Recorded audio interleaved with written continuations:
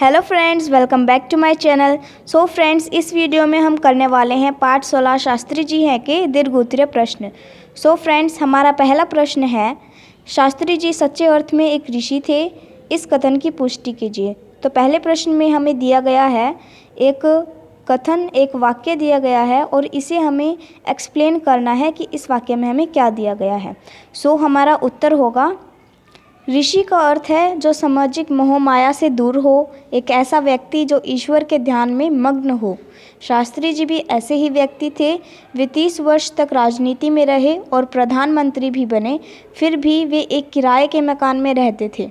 इतने ऊंचे पद पर रहकर भी उन्होंने अपना घर नहीं खरीदा और इसलिए हम कह सकते हैं कि उन्होंने अपना पूरा जीवन देशवासियों की सेवा में लगा दिया और वे अपने पूरे जीवन में सामाजिक मोह माया से दूर रहे।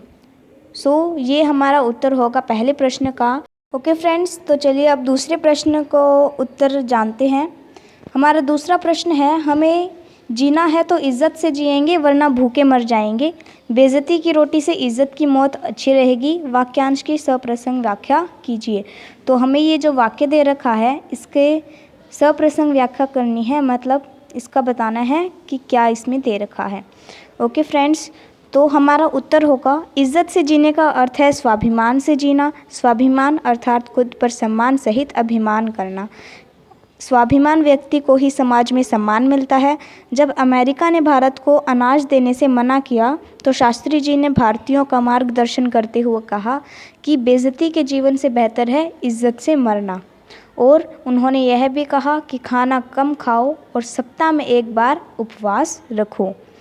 तो ये हमारा उत्तर होगा दूसरे प्रश्न का, जिसमें हमने एक्सप्लेन किया कि इस जो वाक्य में क्या दिया गया है, सप्रसंग व्याख्या की। चलिए फ्रेंड्स, अब तीसरे प्रश्न की ओर चलते हैं। हमारा तीसरा प्रश्न है, ताशचंद में शास्त्री जी ने चौहान साहब से क्या कहा। तो इसमें बताना है कि ताशचंद में जब शास्त्री जी गए थे तो फिर वहाँ पर शास्त्री जी ने चौहान साहब से क्या कहा। तो हमारा उत्तर होगा, ताशचंद में शास्त्री जी ने चौहान साहब से कहा कि याद रखिए कि जिस दृढ़ता से हमने युद्ध किया है उसी तरह से हम यहाँ शांति की भी खोज करेंगे। वे इतने विनम्र थे कि लगता था विनम्रता उनके सभी गुणों को छिपाकर बैठ गई है, लेकिन जब पाकिस्तान ने खरोच मारी तो उस विनम्रता के पर्दे को फाड़कर शास्त्री जी के रूप में युद्ध का नेता प्रकट हो गया और भारत की जनता निहाल हो गई। चौथे प्रश्न की ओर चलते हैं। हमारा चौथा प्रश्न है कि प्रधानमंत्री की गद्दी पर आकर शास्त्री जी ने यह प्रमाणित कर दिया कि इस पद के वे सर्वथा योग्य थे और कैसे।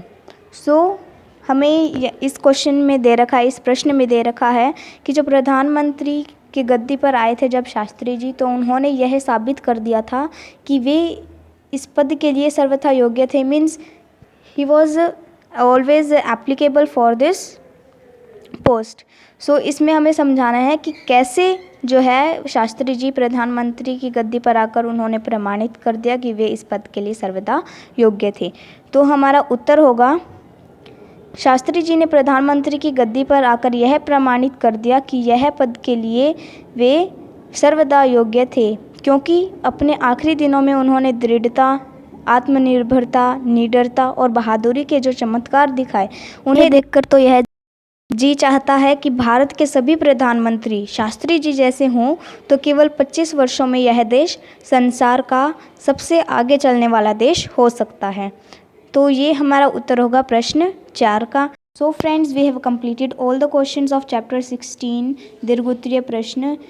And friends, if you understand all the questions clearly, so please like, share and subscribe to my channel. Thank you for watching.